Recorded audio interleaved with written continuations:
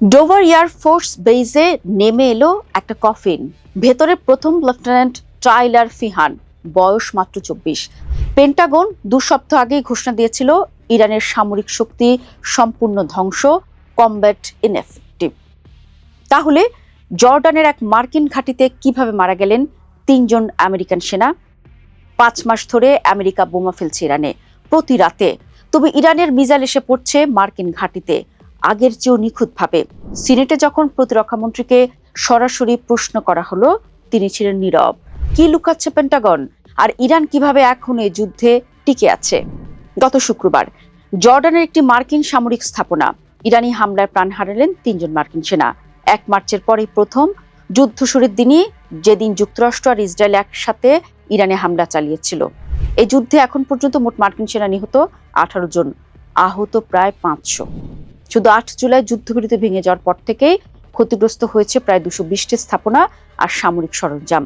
যুদ্ধের খরচ এখন পর্যন্ত $37.5 বিলিয়ন। পেন্টাগন চাইছে আরো 67 বিলিয়ন। সংখ্যাগুলো বলছে একটাই কথা, এই যুদ্ধ থামছে না, বরং গভীর হচ্ছে।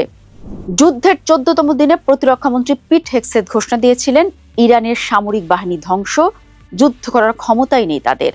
বুধবার সিনেট শুনানিতে সিনেটর জন অসফ সরাসরি প্রশ্ন করলেন, সে দাবি কি সত্যি ছিল? হ্যাঁ, না। হেগসেথের জবাব ঘুরে গেল। বললেন যুদ্ধ ছিল ঐতিহাসিক বিজয়, ইরানের নৌবাহিনী বিমান বাহিনী নাকি অকার্যকর। কিন্তু স্বীকার করলেন একটা কথা, আমরা কখনো ভাবিনি ওরা গুলি চালানোর ক্ষমতাই হারাবে।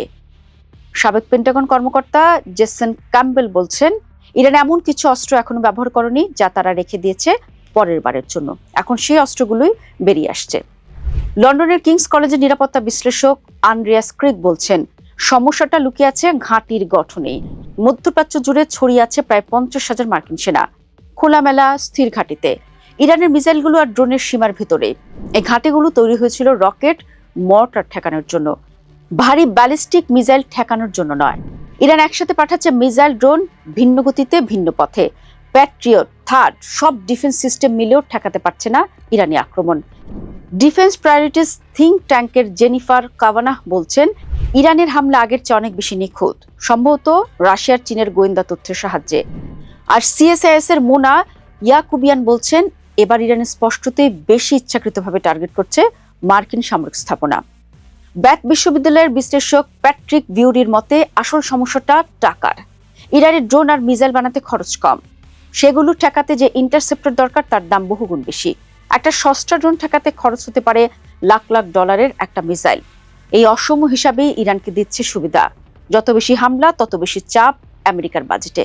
ক্রিকের ভাষায়, ইরানের আমেরিকাকে সামরিকভাবে হারানোর দরকার নেই, শুধু মাঝে মাঝে প্রতিরক্ষা ভেদ করতে পারলেই যথেষ্ট।